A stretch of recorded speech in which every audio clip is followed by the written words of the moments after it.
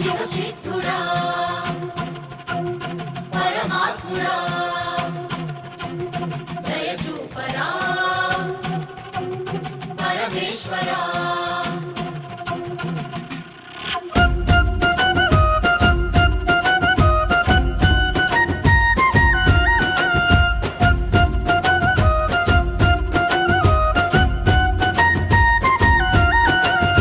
ఒకవైపు జననాలు ఒకవైపు మరణాలు నడి మధ్య మానవుడు నలిగిపోతున్నాడు